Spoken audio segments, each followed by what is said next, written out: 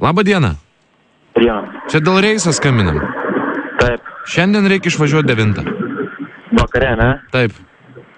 Tai tvarkoju, tada rūšiuosiu, o tai kur čia man atvažiuoti į vietą atvažiuoti, ar kur mane paims, ar kaip čia?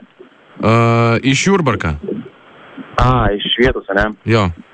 Tvarkoju tada. O aš važiuosiu su naparniku, tai prasme su tuo vytu, ar su kuo? Žiūrėkit, dabar viskas bus taip, reiškis.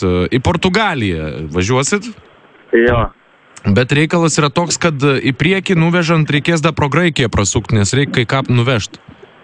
Taip. Ten bus, reiškis, pakrauti 2 konteineriai karvių. Taip. Ir reikės nepamiršti svarbiausia jas pašert. Aha, supratau. Tai va. Tvarkoju.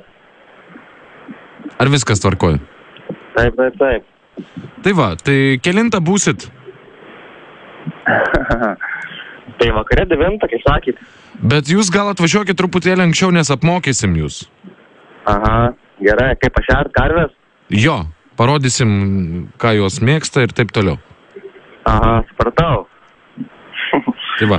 Ir važiuosit su Vytu ir Vytas, vat, žodžiu, jūs arba Vytas pakaitom, ten, ta prasme, turėsit važiuoti su jom kartu, kad jom nebūtų baisu.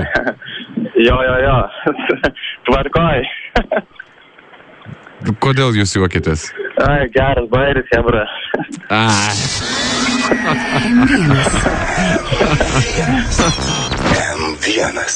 Sveiki, Mariau, dar kartą. Sveiki. Tai kaip gyvenat? Puikiai. M1 trukdo, radio ekranas, mes čia turim, žinokit, tokią gerą progą ir šiandieną sveikinam jūs su tuo, kad jūs į naujus darbus pasinerėt. Aha, supratau, jau, dėkui. Bet iš pradžių patikėjot, ar ne visgi? Jo, iš pradžių truputį. Iki kurios vietos? Iki tol, kol reikės pašert karvės. Jau tai ką, dabar galvojat, karvės neėdusios važiuos visą kelią? Na jo, čia originaliai sugalvojot, nieko negali sakyti.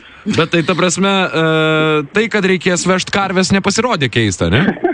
Pasirodė keista. Supratom, viskas, Mariau, bet kuriuo atveju sveikinam jūs, linkim gerų darbų, gerų kelionių, kad viskas sėkmingai klotus ir linkėjimus perdodam nuo Ryčio.